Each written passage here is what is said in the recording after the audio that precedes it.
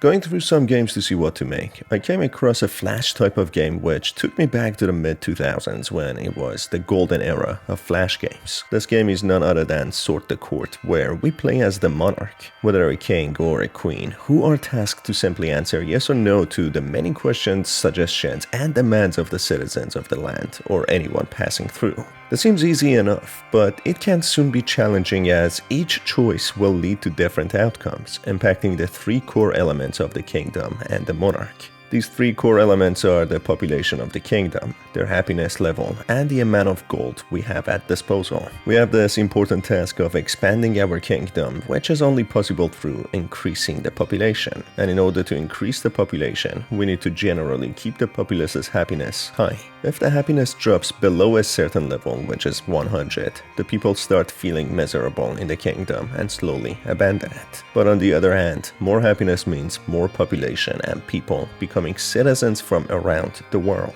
And of course, gold is important to run the kingdom and do certain things, which will hugely contribute to the happiness of the population. We first meet our royal advisor, a young and smart lady who advises the king in the kingdom matters. She explains that the population is small at the moment, but it certainly has potential, which will all depend on the decisions the king makes. The secret ingredient to increasing the population and making the kingdom into a bustling metropolis is, of course, to keep the citizens happy. The ultimate goal is, if the kingdom grows to be a thriving and populated place with different activities and places to visit, we will have glory, a national identity, heritage, and presence in this big world, which would lead us to becoming a member of the Council of the Crowns, which seems to be a united council between the biggest and most powerful kingdoms. That's when the advisor leaves, coming back occasionally to advise the king on different matters. Throughout the rule of the king, we get variety of people, entities, and beings coming to us for permission, advice, demands, and many other matters. The first one in my playthrough was the Knight, a short yet heroic warrior who serves the king with fidelity and bravery. He comes to the king quite often and asks to be allowed to go on treacherous quests where he can discover treasure chests and bring them to the court to present them to the king.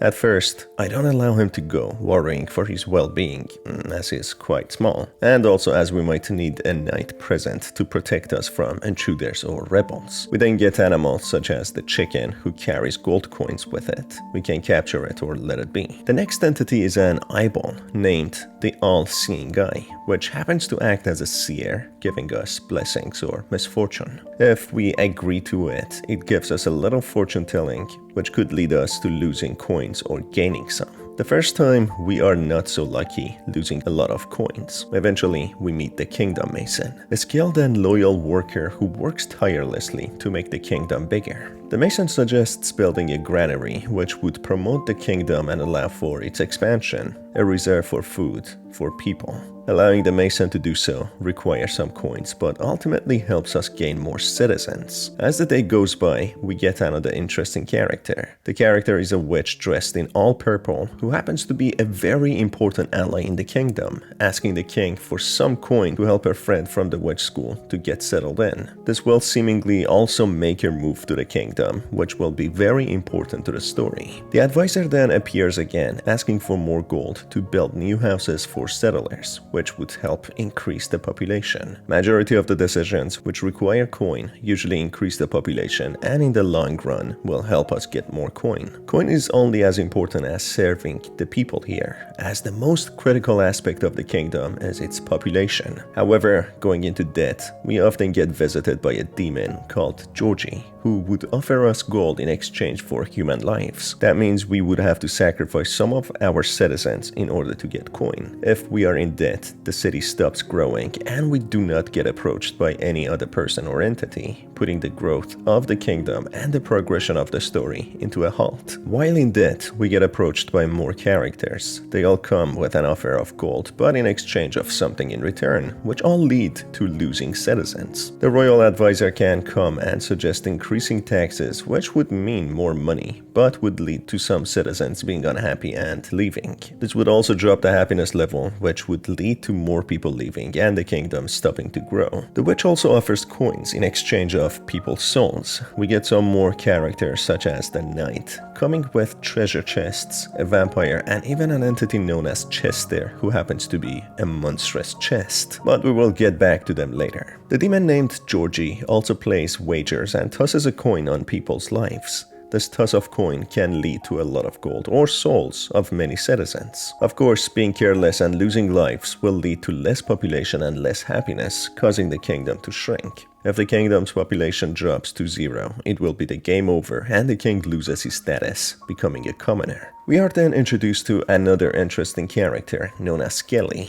Just like his name, Skelly is a skeleton who acts as a detective for the king. Soon enough, the vampire known as Lil Fang comes to the court and offers the king to look into his crystal. Looking into it will whether cause the king to lose coins and happiness or will get him extra happiness and coins. Lil Fang is also a friendly vampire who often floats by and chats with us, asking if we feel spooky and wouldn't mind him giving us a nickname. Accepting that, he will give us the honor of calling us Creep King. Not a great and smart nickname, but it increases the happiness. Eventually, the Mason of the Kingdom approaches the king and suggests building a tavern, a place where the townsfolk could drink, celebrate, and socialize. In the beginning, this will cost a lot of money, but in the long run, it will be a passive income, with the happiness level and the population increasing. We then get another regular character who will appear quite often, a sweet old grandma who asks the king for some financial help and some sort of a loan, which he can use to open a soup shop. Yet again, this will have a positive impact on the happiness and population level.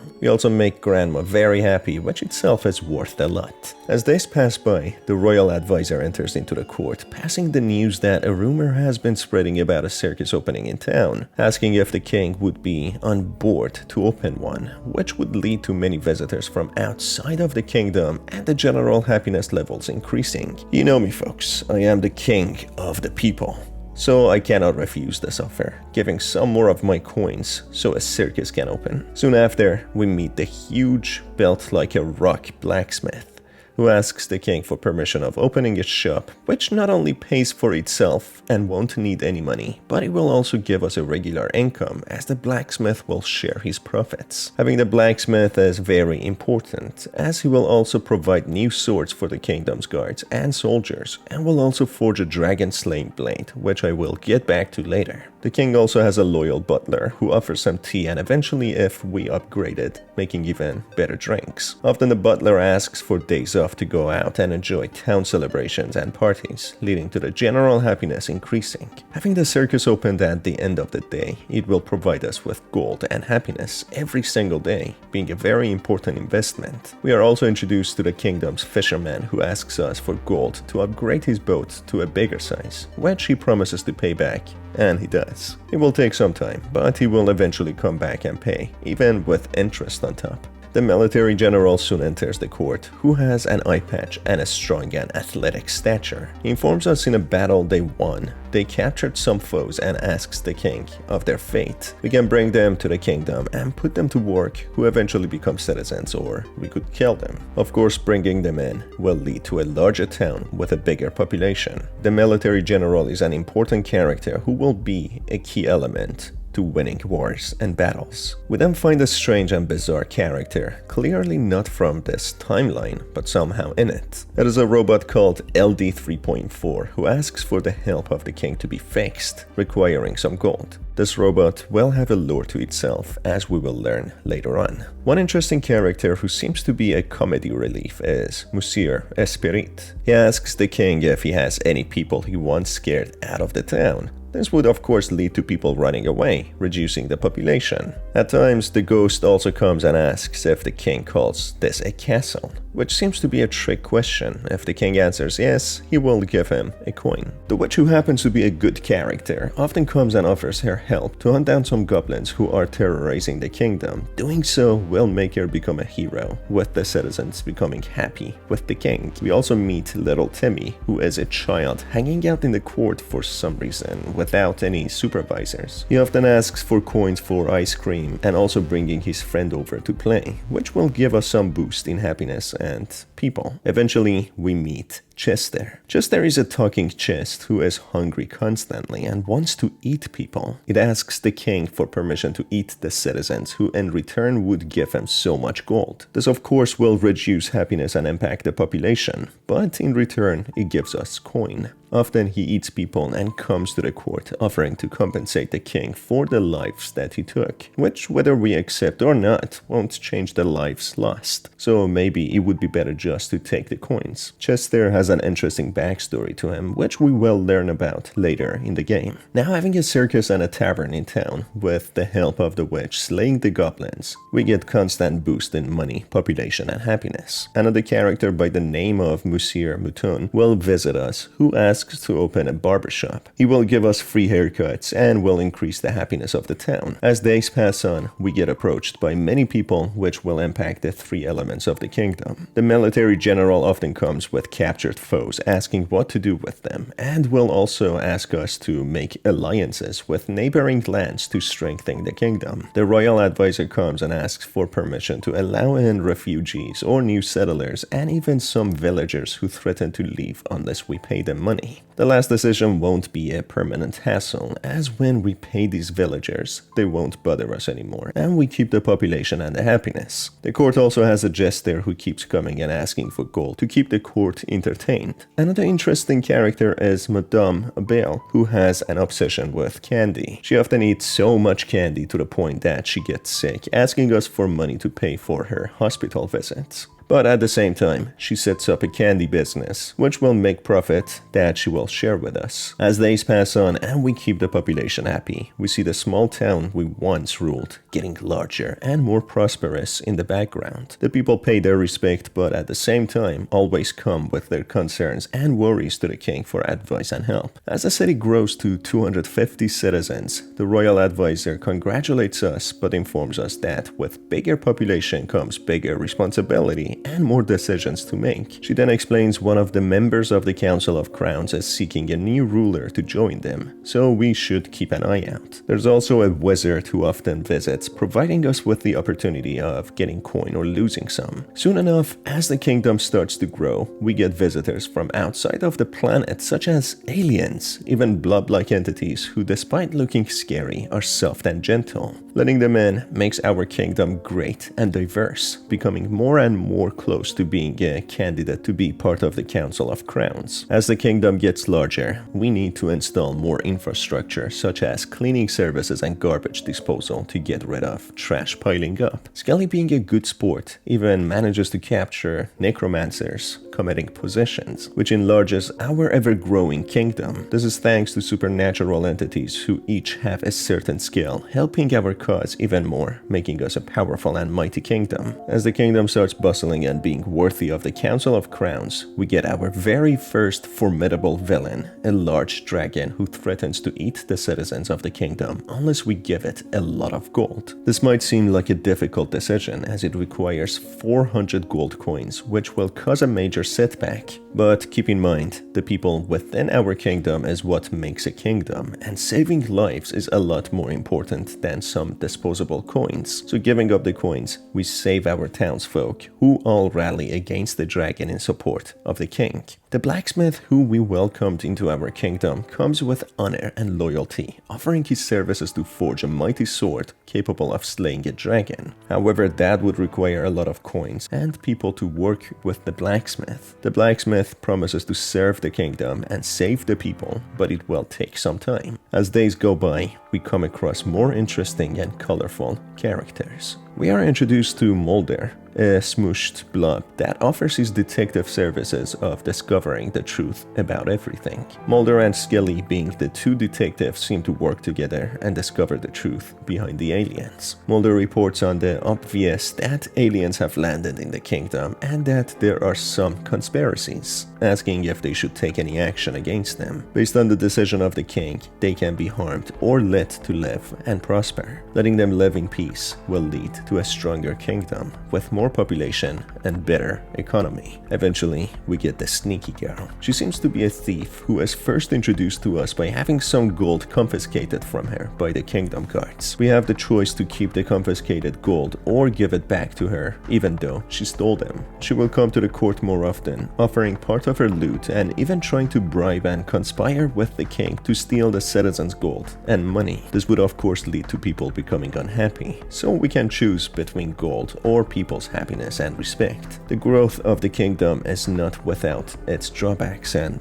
consequences. As the kingdom grows, the mason needs more wood to expand the city by chopping down more trees and building more houses and places for activities. This will lead to the neighboring forest, the West Forest, becoming agitated and unhappy. We meet one of the chopped down tree stumps called Stumpy. He is unhappy and explains that his land and forest has been heavily deforested, causing disruption to the lives of the trees, his siblings, and the tree folk.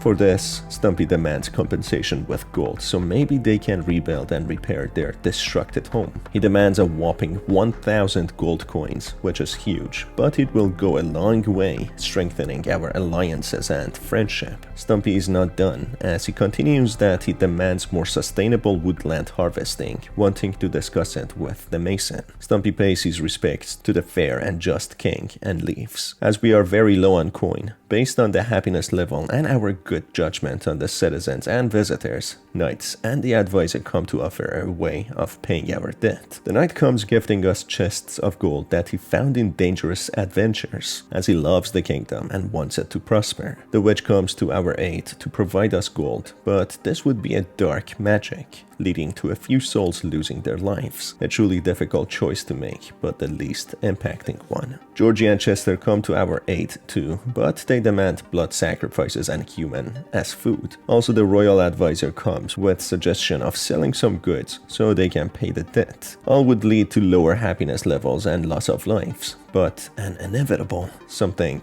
we must do. Taking some of the deals and sacrificing some people and happiness, we pay the debt and manage to progress. An unfortunate decision that will stick with the king, but something that won't leave lasting consequences. Eventually, Stumpy comes back, telling us that he had a lengthy conversation with the mason, who managed to finally convince him of some of his sustainable ideas. After Stumpy leaves the court, Mason comes, not being too happy, saying that the tree stump came and gave him an earful about sustainable tree cutting. He asks the king of what to do, whether to agree or disagree. The king orders the mason to cooperate with the tree stump, which would cost us some money and slower constructions, but in the long run, a healthy and lasting relationship. Mason, who has immense respect for us for previous decisions we made, accepts this order and makes amends with the tree folk. Eventually, we meet Yarno, a yarn entity that claims to be a member of the Council of the Crowns. He claims himself to be the royal assistant of King Pin. Yarno is strange and has short attention span, seeming a little off and not believable to be a royal assistant. Soon after, we meet Bottom Boy, who rejects Yarno's claims, telling the king not to believe him. Bottom Boy claims himself to be a representative of the Council of Crowns, offering a deal to the king to send Yarno away so he can have a word with the council about the king. He promises to talk to Pia, the advisor of the Celestial Kingdom. Bottom Boy seems to know more about the council and different kingdoms and seems more believable, but this will be a trick, as we will have a plot twist at the end. The sweet grandma often visits us as well, giving us part of her soup shop profit and asking for a coin to get her newspapers. As the kingdom keeps on growing, the advisor asks for some gold to hire city tours for tourists. This would require some money, but would be important in the long run as many tourists settle in the kingdom. As the kingdom keeps on growing, with the king attending many matters of the growing population, we come across some genius scientist who comes to the court and introduces himself as the leader of the Science Council. He offers his future services, which will be some experiment which would lead to constant income of gold, but more on that later in the video. The first experiment of the scientist is broadcasting music across the entire city using a network of sonic hardware. This would eventually prove to be a bad idea, as many citizens make a petition to remove them, as they seem to cause more disturbance than anything. However, it is a feat in scientific discovery, something the scientist still appreciates yet removes to please the townsfolk. As the city grows, we get the opportunity to open open the borders to neighboring towns so we get to share our strength and people. This would lead to the kingdom expanding and becoming even more powerful. This action would lead to new interesting and colorful individuals to pay us a visit, contributing to the kingdom. We are introduced to Miriam, who has an owl on her hair and loves birds. She asks for the permission of the king to stay in the kingdom for a while with her owl called Albert. This is a sweet lady and will make the interactions with her fun. The royal advisor then comes to us making a suggestion of installing wells to make water more accessible. This would largely expand the infrastructure, making the kingdom larger and more suitable for settlement. The scientist soon approaches us, asking for some gold to initiate a project where he can produce gold for eternity at a steady rate, which would make the kingdom very rich. We provide him a grant and let him do his research. With a bigger population, the crime rate also increases, which requires money to send out more guards to safeguard the streets. Doing so increases the safety of the kingdom, with the happiness levels increasing. Soon enough, we are introduced to the baker, who makes us cakes, and the gardener, who loves planting flowers and making gardens. She asks for people to open a garden, which will lead to the kingdom becoming more prosperous and beautiful, becoming more welcoming and tempting for new settlers. After days of hard work, the blacksmith eventually provides us with a powerful sword that he calls the Dragon Blade. He informs us we need a brave hero to wield it and slay the dragon. The loyal knight who served the kingdom and the king before, showing his fidelity and honor, comes to the court and offers his hand to wield the sword and battle the dragon in order to make it pay for what it has done and make the kingdom safe. The news spread through the kingdom, with the populace becoming overjoyed and having high hopes of a more prosperous kingdom that they would be proud and happy to call home. He goes on a dangerous adventure to find the dragon, not being heard of for days. In the meantime, we see Arno again, who makes the claim that the bottom boy has been trying to steal his position as the royal advisor for years and he shouldn't be believed. He makes the claim that he is the one true royal advisor of the comfy kingdom who accepts no substitute. Right after he leaves, the bottom boy arrives at the court, rejecting Yarno's claim and saying that he is the true advisor.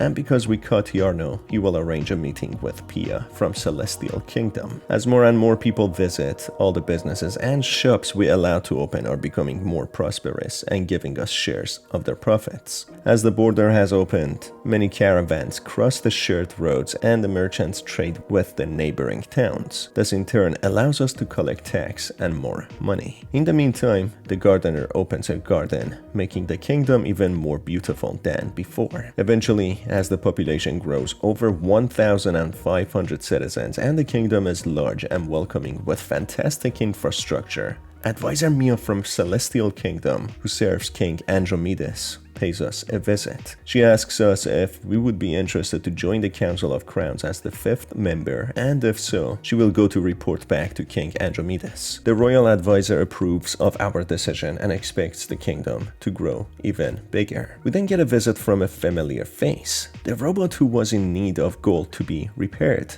LD 3.4, who pays his respect, talking more intellectually and giving us many coins for the helping hand we offered him before. As a just and fair king, he sees his kingdom grow with loyal citizens who respect their ruler. As the garden grows, getting larger in unison and perfect harmony with the kingdom, the gardener notices plant people and entities growing, being native to the kingdom. We get the choice to make them official citizens or rejecting them, but of course it would be only fair to make them official citizens, which makes us part a plant kingdom with native plant people. With the ever-expanding kingdom, the roads and infrastructures need maintenance, but in return, it will improve trade and caravans passing through for trade. Eventually, King Andromedas visits the kingdom for himself, introducing himself to the Just King. He is happy to induct the king to the council, but explains all the other council members must be present. Queen Chanterelle and Queen Serith are having a fight and need to settle their dispute before they can officially allow the king to join the council. We are given the responsibility of making the two to reconcile and act as a mediator. The queens are of Ocean and Plant Kingdom.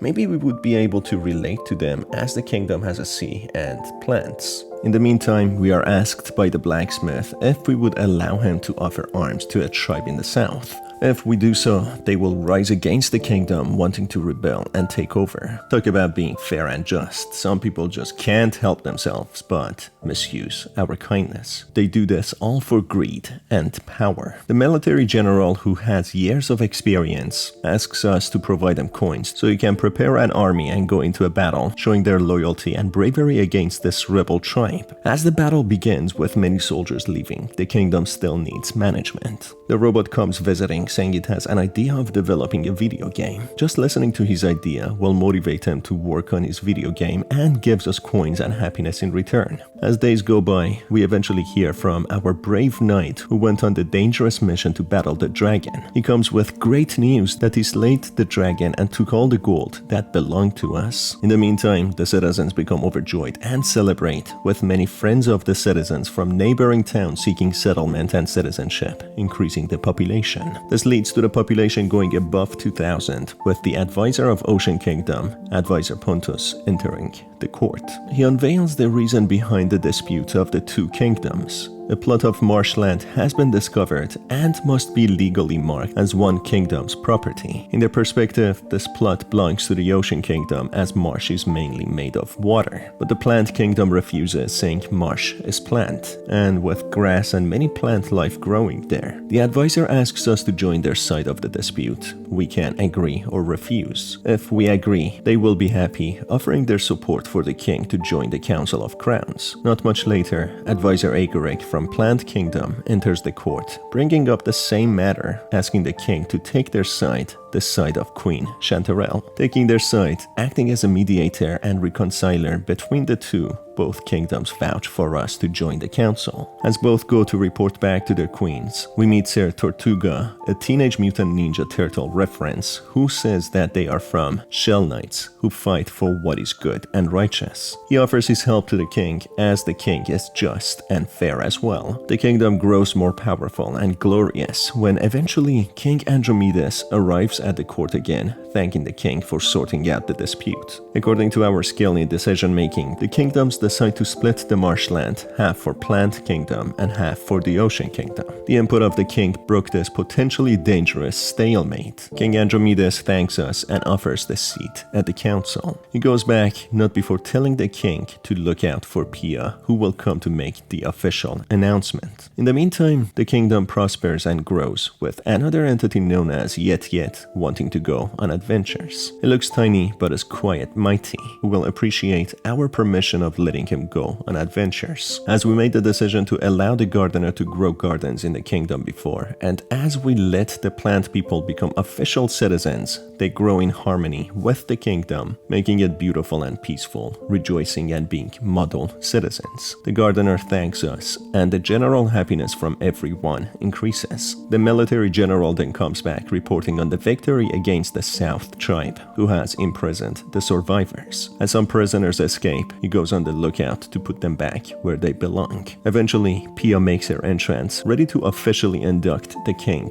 into the Council of Crowns. The advisors of all the kingdoms in alliance come and offer their blessing, vouching for the king. That includes Pia from the Celestial Kingdom, Agaric from Plant Kingdom, Pontus from the Ocean Kingdom, and of course, none other than Yarno from the Comfy Kingdom. Yarno does voice out his opinion of telling King he should have trusted him and Bottom Boy was a fraud, but either way, he gives his blessings to the king. After that, all the monarchs from the 4 different kingdoms come, one after the other, to offer their welcome to the new member. That includes King Andromedas from Celestial Kingdom, Queen Chanterelle from Plant Kingdom, Queen Sereth from Ocean Kingdom, and then eventually Kingpin, who goes on a little rant about Yarno and how Bottom Boy has been trying to steal his position for many years. Eventually, the kingdom becomes the 5th member of the Council of Crowns, one of the highest rankings a kingdom can have. And on that note, the kingdom becomes complete, in the best shape it has ever been. The story continues and we get new characters from newly acquainted kingdoms such as Mercury and Saturn. Mercury is an ocean entity who asks for coins to offer to the ocean shrine, which will increase happiness. We also meet Saturn, who complains about our workers aggressively expanding the borders, reaching his property. We can agree to avoid those territories and let other entities be.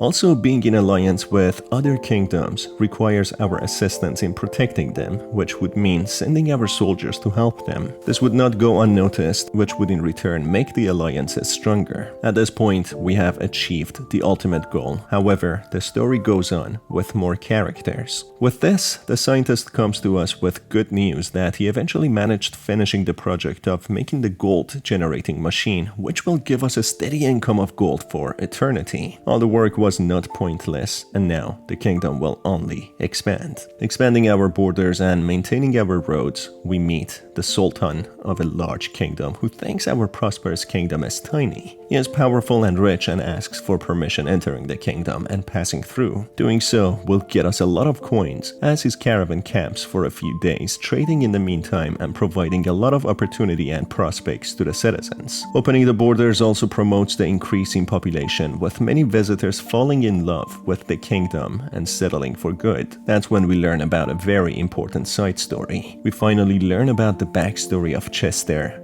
the ever-hungry chest. He explains he and the king go way back and now have become good friends. He continues that he doesn't eat humans because he wants to, but it is because of a curse that a witch casted on him. He asks for the king's help to break the curse as he doesn't like eating people. That's when the king promises to find some magical folks and help Chester. In the meantime, the kingdom prospers, with Sir Tortuga taking care of the castle and the kingdom, making it more pleasing, safer, and cleaner. Eventually, we have the opportunity to host the first council meeting. There we meet with Queen Sereth, who offers some special plans. King Andromedas requires some scholars from the kingdom for their paperwork burden. As the meeting is adjourned, more and more will take place in the future. In the meantime, the robot that we once helped visits us and thanks us for the support, saying that his game has become a success, wanting to leave the kingdom now in pursuit of becoming a game dev. He gives the king a golden cog as a memento. Eventually, we get an excited Chester hopping fast into the court, thanking the king as the curse has been eventually lifted after so many years or decades. He doesn't have to eat humans anymore and doesn't feel the urge or hunger. He feels free and pursues his dream of becoming a philanthropist,